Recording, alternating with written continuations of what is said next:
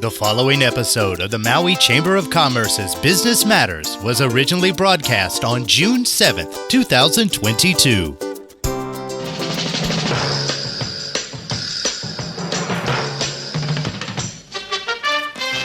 Aloha and welcome to the Business Matters radio show sponsored by Mokulele Airlines.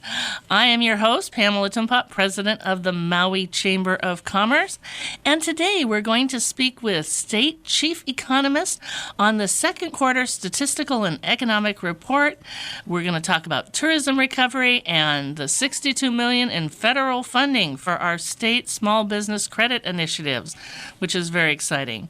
We're going to speak with the CEO of Maui Economic Opportunity and hear about their rental and energy assistance programs, the critical need for early childhood educators, and recruitment of CDL drivers, which has been a thing for many businesses.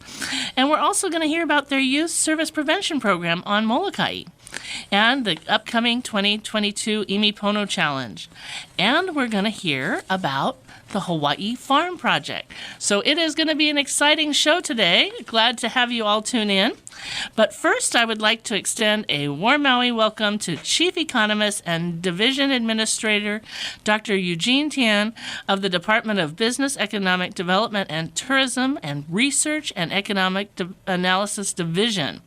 Boy, that's a mouthful, but let me just tell you, top expert in our state, one of the chief economists working to help us all understand what's happening in our economy.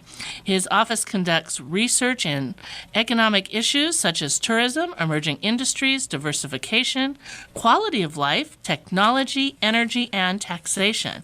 His team also produces the official statewide short-range economic forecast on a quarterly basis and the long-range population and economic forecast every 5 years. So he has a very important job. Good morning, Dr. Tian. It's so great to have you on the show again. Yeah, thank you, and good morning.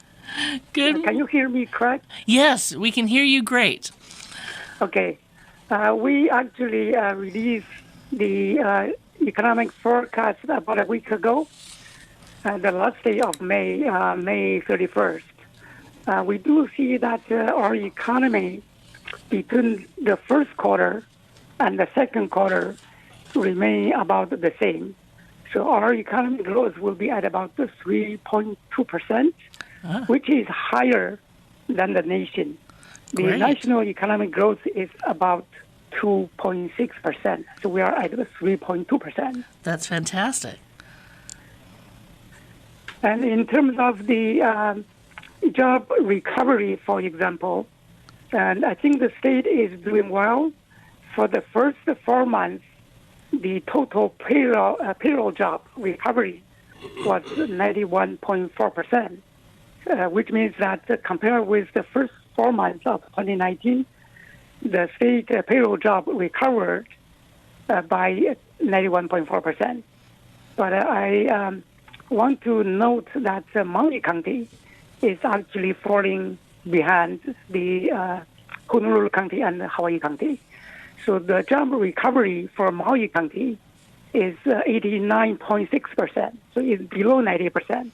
Yeah. And Hawaii County also below 90%. The other county, Honolulu County, Hawaii County, they are doing better than Maui County and Kauai County. Yeah. So what do we attribute that to?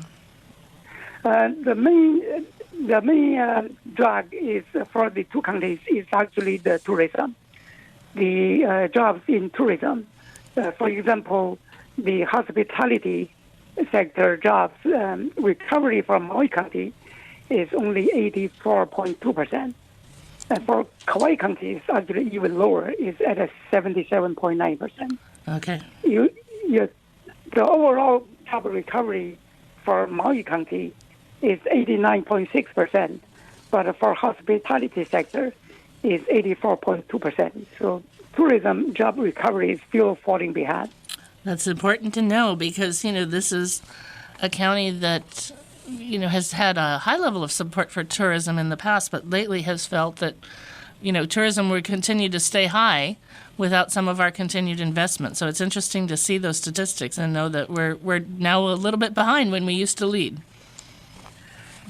Yes, when we looking at the tourism, the visitors, the Maui visitors recovery is higher than the job recovery in the tourism sector. So that means the people working in the tourism industry, they actually have higher productivity. They have fewer people, but they have higher productivity. They produce more. They welcome us. They serve more visitors. That's awesome. Okay, that's good to correlate that. That's fantastic to know. Okay, so we're doing higher level of productivity, and it also shows how much of our job recovery is related to the visitor industry sector. Yes. Yeah, the visitor actually, in April, and I think the overall for state, we have a highest recovery since the pandemic, and the total recovery is 96.3%, including visitors coming from the air, coming from cruise. And for visitors by plane, because by air alone, the recovery is 98.2%. Wow. Compared with April 2019. But for Maui County, Maui Island, for April, is fully recovered. It's actually 2.6% higher than April 2019. Oh, wow. But Molokai is still falling behind. The recovery is higher than the previous month, but it's 84% recovery. So the Molokai is falling behind in terms of visitor recovery. Lanai is 23.9% higher. So Maui Island is 2.6% higher for the month of April. And that's why we are saying the visitor recovery is faster than the job recovery, because the job recovery is still falling behind, which means that we have fewer workers and we actually have or serve more visitors on Maui. Right. And so, one of the things that you were saying is that we've got more productivity. One of the challenges we're continuing to hear on island is that we can't find the workers we need. It's not that people aren't wanting to hire more. We're really struggling with finding workers for many industries, but it's also that industry as well. Yes, I think that is the worker shortage is the statewide phenomena. Yes. We actually have in 2019, we have about 7,000 vacancies on a monthly basis. I think currently we have about 30,000. Wow. So we have a lot of vacancies. I think the main reason is that there are a lot of mismatch in jobs. If you look at the Maui, the unemployment rate is higher at about 4.3%. 4.3% versus the statewide unemployment rate is 3.4%. So there are more people unemployed, but then the businesses, they have difficulties finding workers. So I think there are two reasons. One is a mismatch. And the people looking for jobs, they couldn't find the job they wanted. And the business couldn't find the people they match their job requirements. So that's one thing. I think at this moment, because there are a lot of turnovers, the people, even they have a job, they tend to move around because they might be, when there is a job shortage, people tend to move. And when some other businesses offer a better job, better pay, they will move. So I think especially in the medical field, medical care field, we have a big shortage in the state. Right. And in the tourism also. I think we have the most opening in tourism sector, but we have difficulty filling those jobs. We also have more people moving to the mainland because the mainland economy has already recovered, and Hawaii is still recovering. Yes, and we've seen that from Maui. We've seen people leaving quite a bit, yes. So can you tell us a little bit, I mean, with all of this going on, and it's, it's exciting news on the recovery, really exciting news, but again, the jobs continue to plague us, and we're working on that. Can you tell us a little bit about visitor spending and what's been happening with that? The visitor spending is actually an increase, and there are a lot of the visitor spending has been over the 2019 level. So the spending is great. And we can see that in the state, there are several indicators. The most significant is actually the tax revenue, okay. Especially the general excise tax. Because when businesses have activity, they will pay general excise tax. Right. The general excise tax actually increased starting from June last year, June 2021. Every month since June 2021, we are over the 2019 level. So we have, for the month of April, the general excise tax is actually the historical high level, is the record level. And in terms of the income tax, we paid individual income tax. Yes. We actually have been above the 2019 level since January 2021. Every month, the income tax is over the same month level 2019. So actually in April 2021, in April this year, April 2022, the income tax, it became about 810 million for one single month. Wow. That means is historical record level as well. So for both the general excise and also the income tax. So those indicating our economic activity is actually is pretty good, but it's outside of the part of it. It is the tourism recovery, but it's not fully recovered yet statewide. But most of the activity is coming from non-tourism. Oh, say that again. Most of the activity is coming from non-tourism? Yes, from non-tourism. Actually, from the economic activity, non-tourism in Hawaii has been recovered. Statewide has been fully recovered. Okay. But tourism is still recovering. It's about around 80% recovery. But non-tourism is 100% recovery. Okay. Wow. Very exciting. That's really interesting to know. This is a great report. And one of the other things that we've been watching is, and constantly hearing about and anticipating, is the money coming down from the federal government. I understand our state is looking to receive $62 million in federal funding, and that we've got this funding for state small business credit initiatives. Can you tell us about this program? Because at the Chamber, of course, we work very heavily with small businesses, and many of them are still in recovery mode. So it's interesting to hear how a lot of the non-tourism is fully recovered. But we do have folks that still have back-owed rent and mortgages.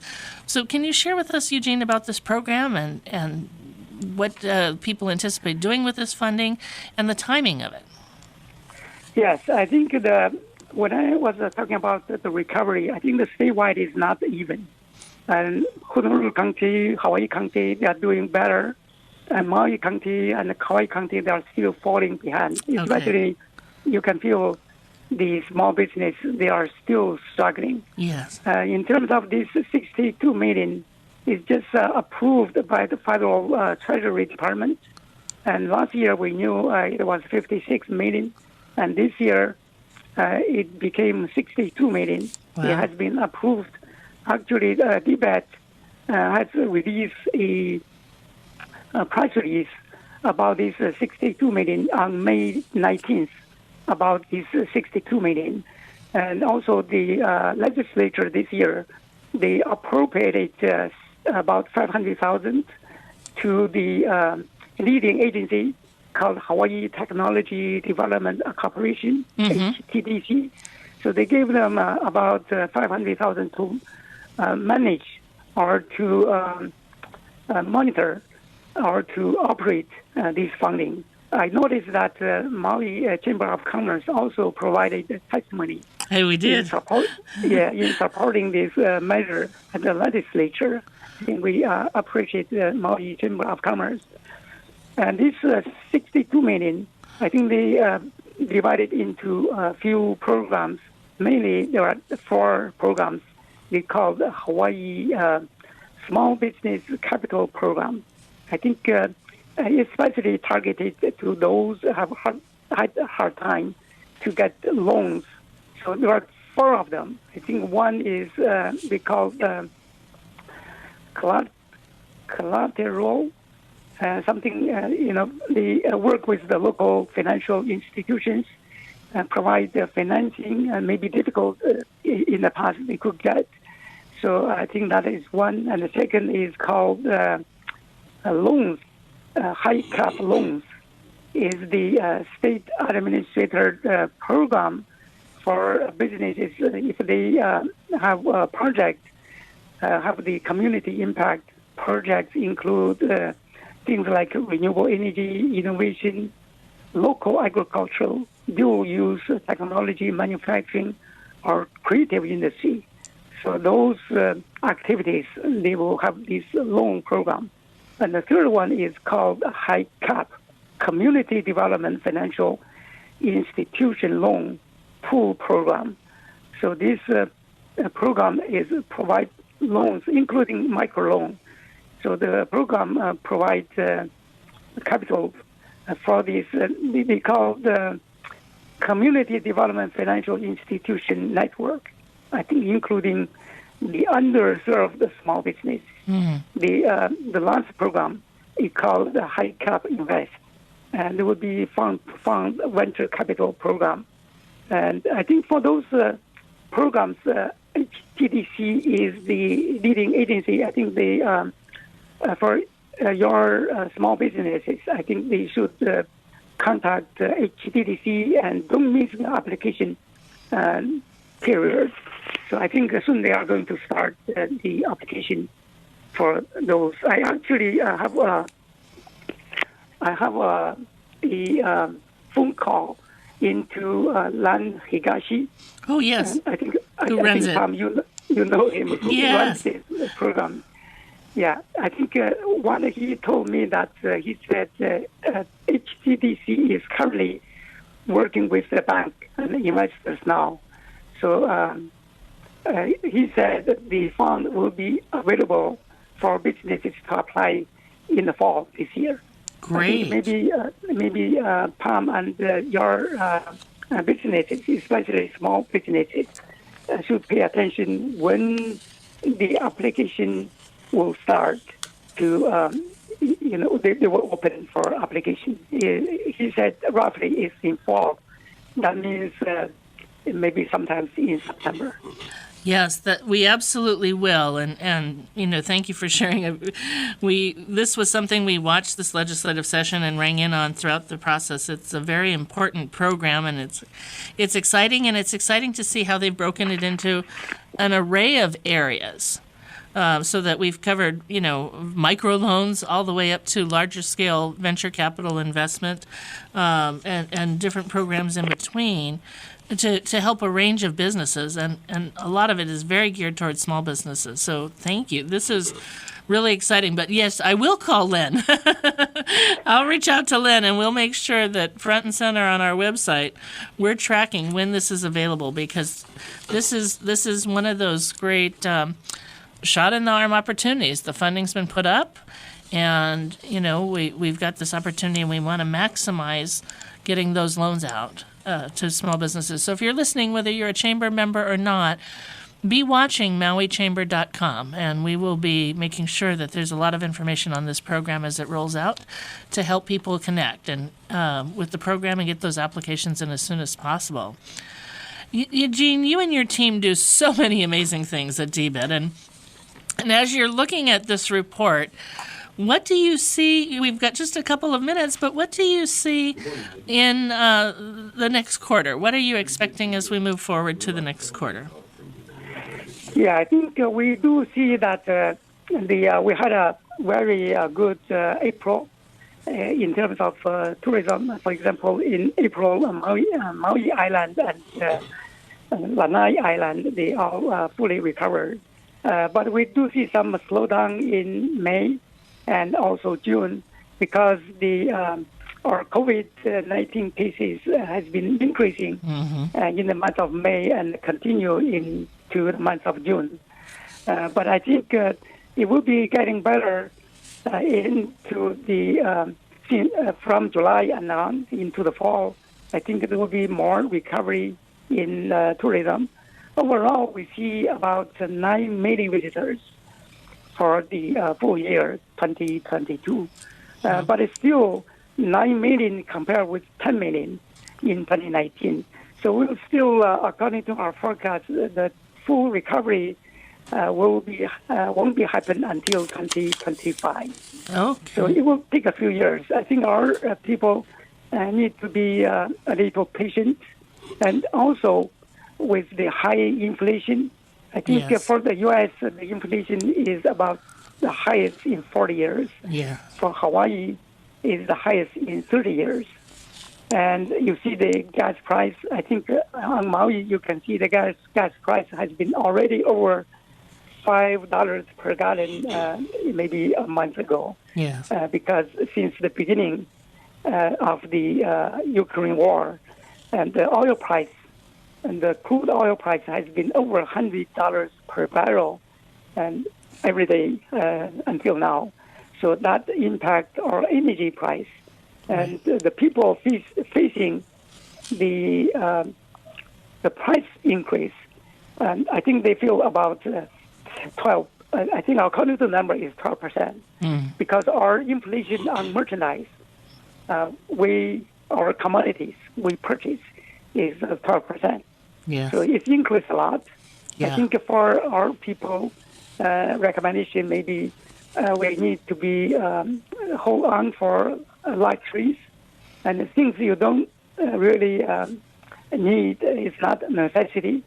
You may hold on and until later, and maybe trying to conserve energy.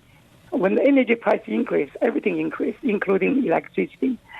I think our residents may already feel electricity price increase. Yes. And also, many things, almost everything produced using electricity.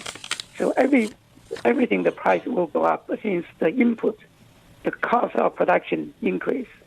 So I think that is a challenge.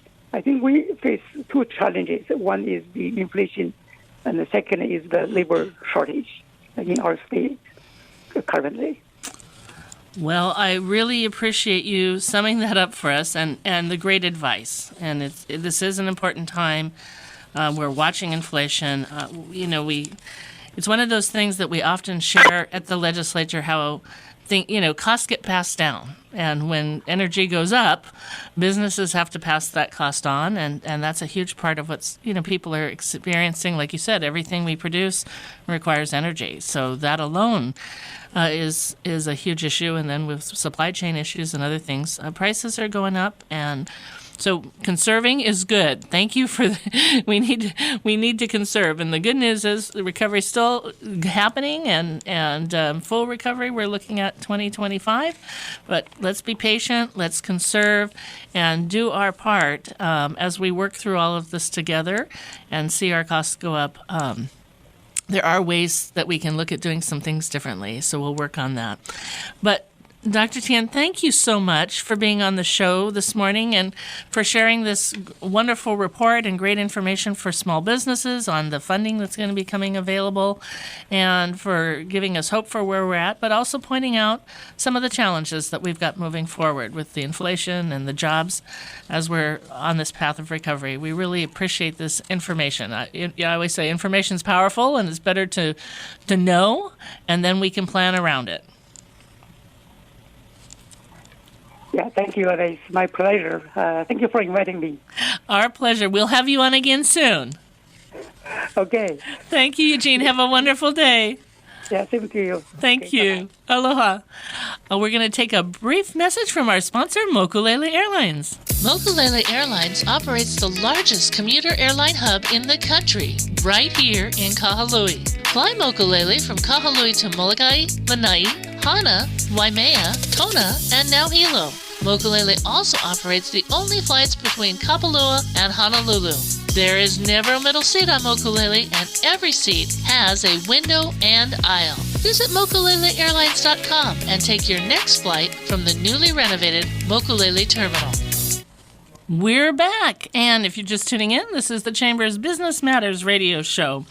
We now have Chief Executive Officer of Maui Economic Opportunity, Debbie Cabebe, with us. She joined the organization in 2000 as their Chief Human Resource Officer, and in 2011 she was promoted to the Chief Operating Officer, and then in 2017, the Chief Executive Officer. MEO has so many programs in our community, and we're going to try to do our best to cover a number of them this morning. And so, good morning, Debbie. How are you? I am well. How are you? Well, I am well, which is great to say, given all the things going on with COVID cases and the flu. Oh, it's crazy. Every time you think it's settling down, it goes crazy again. But yeah, everywhere we look, I have to say, I had a good bout of the flu. Oh no! But, and you're better now. Yep. We're good. The cough still comes and goes, so we'll ask everybody to forgive me if it comes in this morning. But no, I'm much better now, and but we're just watching this wave, and I'm sure it's impacting so many parts of your operation as well. Oh yeah, unfortunately, my mechanic shop was hit pretty hard. You know, it's a small operation, and several of them were out. But you know, we keep going. It's the MEO Yes We Can motto. So that's right. Just keep moving. Exactly. We share that motto as well. Like no and can't is not an option. So very true. How do we get there?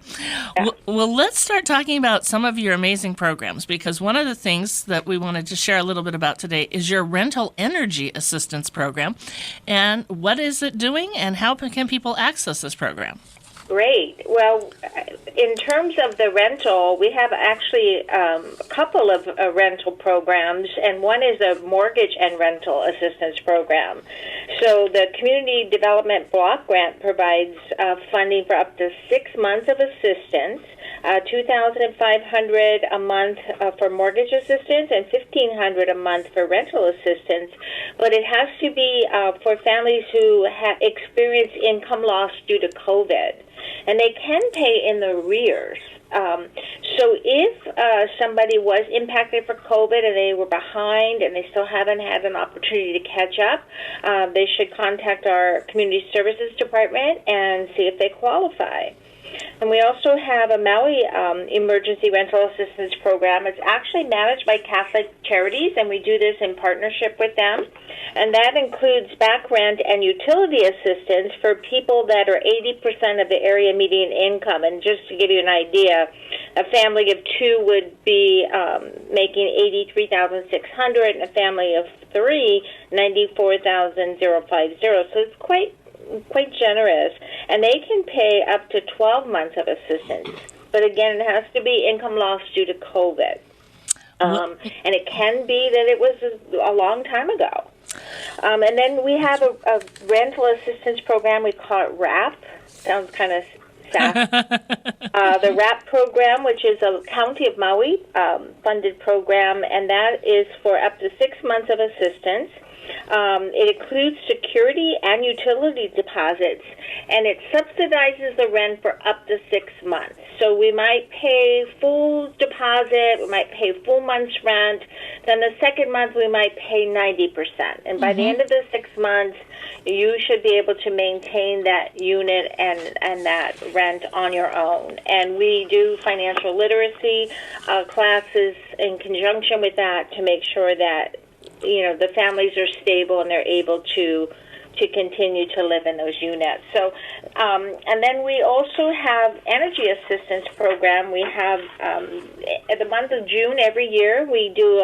It's a federal program that's administered through the state of Hawaii, and then we're the recipient for Maui County, or the administrator for Maui County, and it's called LIHEAP. It's Low Income Home Energy Assistance Program, and it basically helps low-income families and gives them energy credits that go onto their Hawaiian Electric bill, and then you just keep your bill keeps getting posted and deducting whatever that credit is. It's a sliding scale. It's a little complicated to go into on a radio show. But we do have information on our website at www.meoinc.org. And we do this island county-wide, so it's on Molokai and Lanai. We have staff in Hana that can help people enroll as well. And we do a lot of outreach to make sure that we meet the kupuna and persons with disabilities in places that are convenient for them so that it makes it easy. You can make an appointment or you can just, drop by. And we can try to help you. And there's also an emergency energy assistance program under LIHEAP that we have every month. We have an allocated amount of money. So for people that have received disconnect notices from the energy company for one reason or another, we can help them with that as well. So again, our website, www.meoinc.org, and you can look on community services, and all the information is there, or you can call them at 808-249-2970, and they can help you. These are really awesome programs. And, again, a lot of people who experience income loss with COVID, to know that some of these programs can go back. A lot of people think all the programs are over. Right. And so it's really important to know that MEO has programs that if you had loss, call and check, because we know there's long-term effects from, people being having back-owed mortgage and rent. So, if you're not sure, call MEO. So there's a lot of great opportunities, and look at their website. So one of the other programs that MEO has been known for years is your Head Start program, which supports children and families, and you provide quality, comprehensive services that impact early childhood development and school readiness success.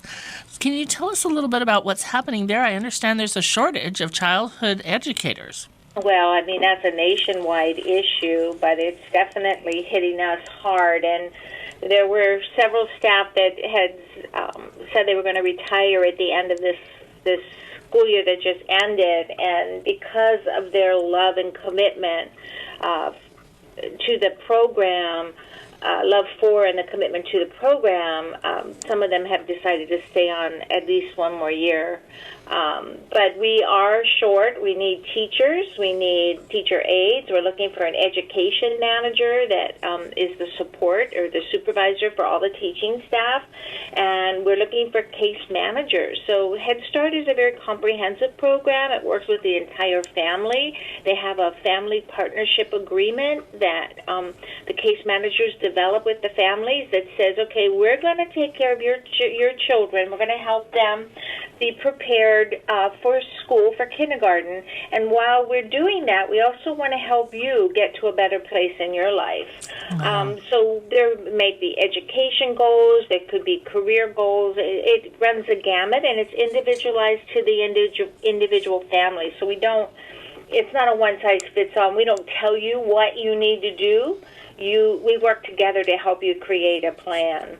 That is such a phenomenal opportunity as someone who had a child very young, to have an opportunity like that where not only is your child going to be cared for and get a great educational start, but somebody who is there to help and guide you in where you can go and how you can strengthen and build your family, and opportunities that will help you over time.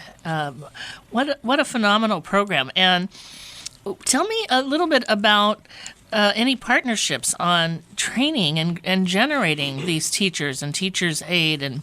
Well, we have a teaching lab at University of Hawaii Maui College, so we have been there for many years. So a lot of our staff actually are graduates of the University of Hawaii Maui College and worked in our teaching lab.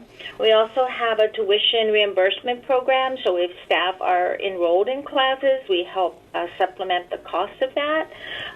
We help them get their Child Development Associates credential. Our philosophy is that, we're going to try to give opportunities to individuals who maybe haven't had those opportunities and then help them grow in their career. So we have a lot of staff that start out as parents and, join the program maybe at an entry-level position and then work their way up to being a bachelor-carrying, Head Start teacher. So it's pretty exciting. That is fantastic.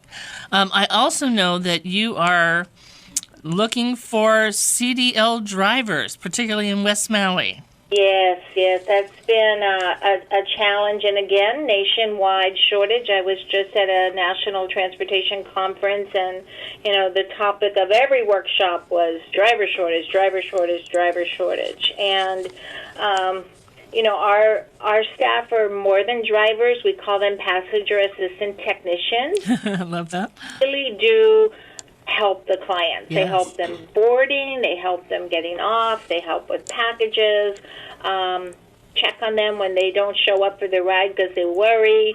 So they're a little bit of a case manager rolled into driver.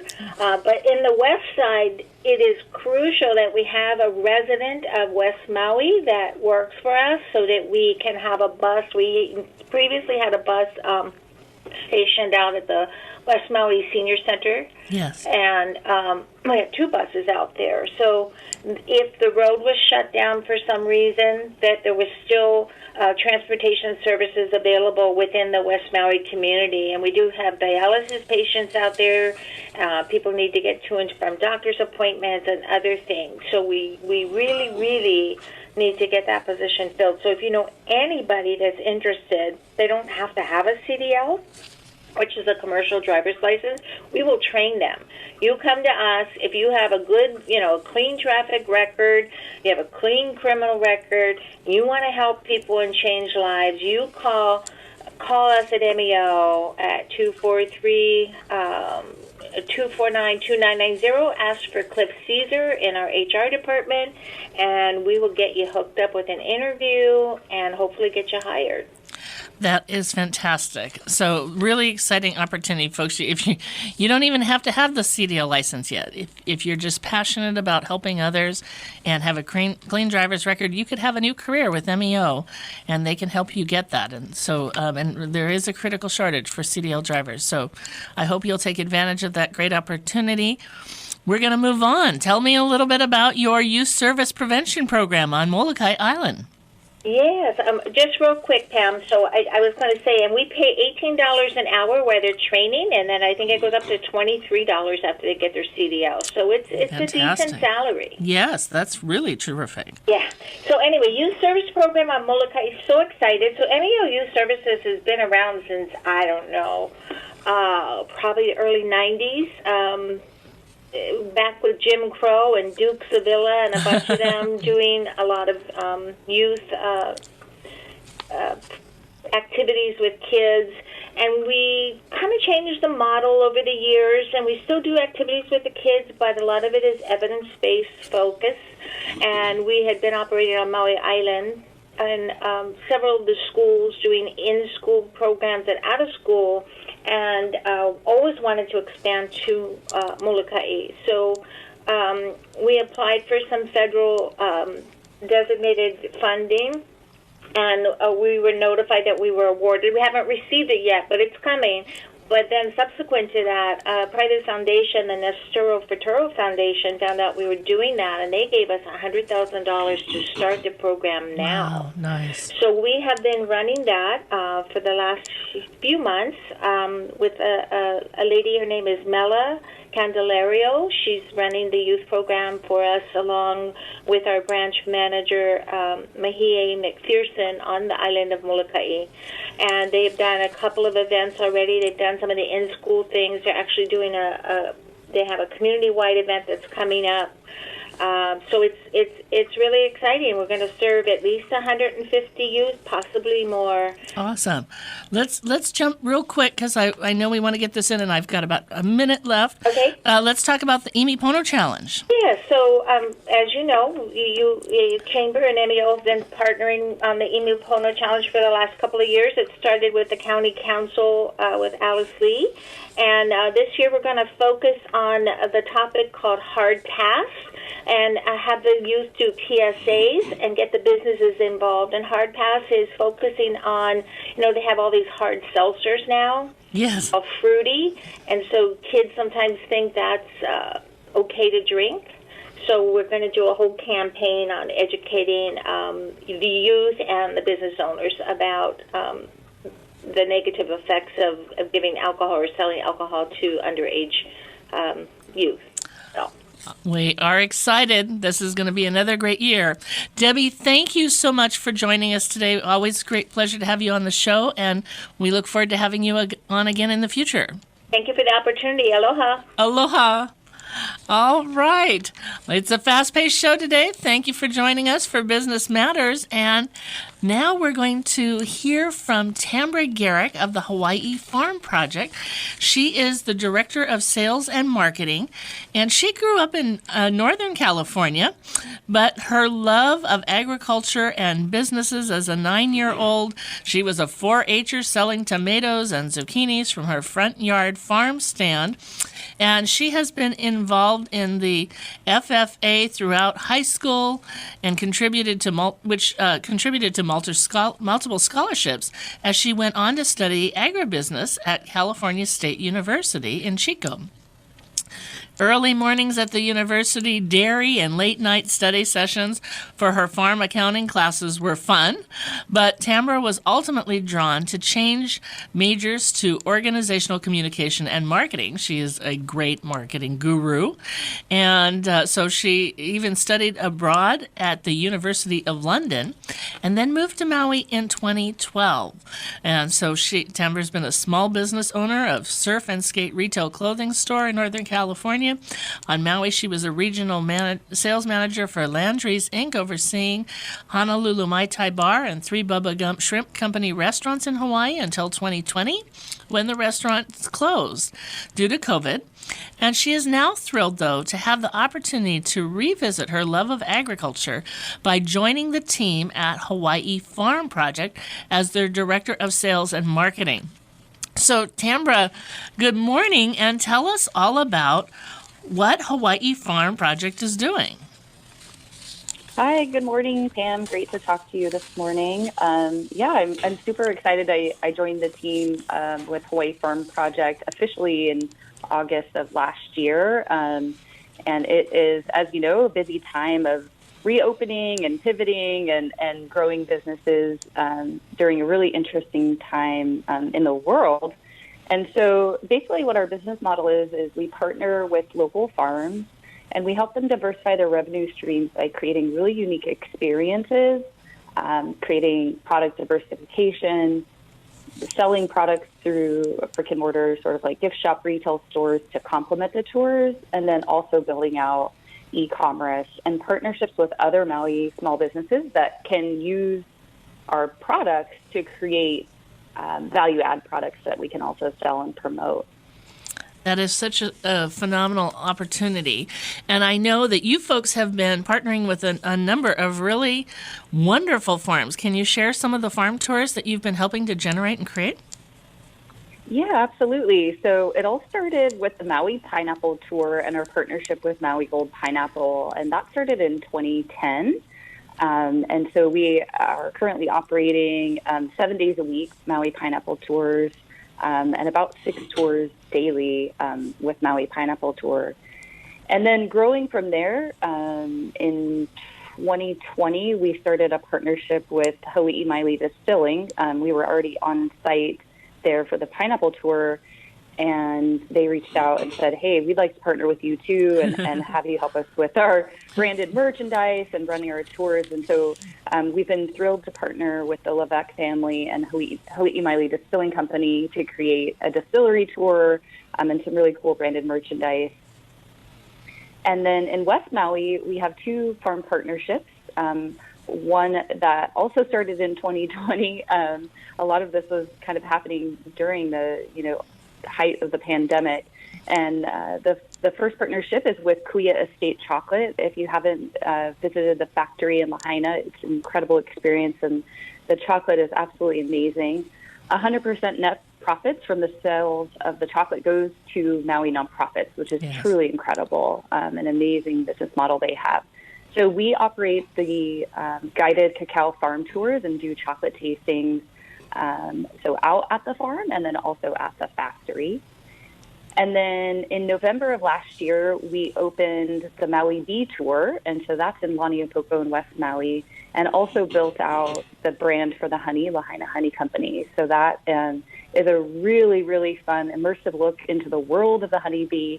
You get to put on a bee suit, really take an immersive look into bees and what they do for our world. And of course, you get to taste the honey, and we complement the honey with some cheese and crackers, and you have a beautiful gazebo to do the tasting in, and with amazing views of the West Maui Mountains and also the ocean. Yeah, I want to just say that all of these experiences, each and every one of them, are really exciting experiences. And even if you're a local resident, when's the last time you've been on a pineapple tour? And when you get on the pineapple tour, you get to taste the pineapple. And then, of course, when you go to Hawaii Maile Distillery, it's a fun tour. And it's something that I enjoy doing on a regular basis, because you always have family coming to visit, friends, my daughter who comes in periodically. We have our favorite tours that we actually do once a year just to kind of refresh and just go back to that great experience. And you're creating memories through these tours. So, and I love... Yeah, we sure are. And we love when kama'aina come out. And we hear that a lot. People will call to book because they have family coming to town. And we do have kama'aina rates for all of our tours and retail stores. So if you are booking a tour, you type in CAM rate and you'll get 20% off any of our tours. And go ahead and, just book that for you and your friends and family that are visiting you. And then another thing that we've really been working with a lot of kama'aina on is hosting events. So we have a separate arm of our company called Maui Farm Events. So we've hosted some Rotary clubs. We've had a couple of weddings. So all of our spaces in the evening are great locations for really fun farm-to-table type events and celebrations for your small groups. So that's been really fun to work with people to create some really special experiences. Yeah, and what's really exciting, too, is that years back, the county council created programs that really allowed for some of these new opportunities, allowed for expanded farm-related merchandise, as well as other value-added products, even if it's not produced on the farm or directly related to the farm, that can be sold there, which has really helped create new income for our farmers and help sustain their overall operations. Yeah, that's so true. And really, that's one of the most exciting things that we do is our partnerships with a lot of other local companies that are using our products. So we participated in Ag Fest this past Saturday, and we were able to showcase a lot of other small businesses at our table. So everything from Jeff's Jams and Jellies, who utilizes our Maui Gold Pineapple High Spice, which is an awesome hot sauce. We have a fun partnership with Maui Banana Bread Company, and they have exclusive flavors for our brand. So one with utilizing the Lahaina honey, and then one with Maui Gold Pineapple, and it is the best banana bread. We sell out of that almost every week at our store on Front Street. So yeah, it's and and then Grandpa Joe's cotton candy and kettle corn. So it's just so fun that we get to work with all of these other small businesses and entrepreneurs to help them as well promote their products, and it's in alignment with the brands that we are also supporting. So it's really fun. I think that's tremendous. And it, again, one of the things that I love about this company, you started with these farm tours, you started helping them with the marketing, the branding, even the product development, looking at how to create other products that they could showcase in their venues and during the tours, but then, started looking at how to cross-promote and really benefit so many Maui County manufacturers.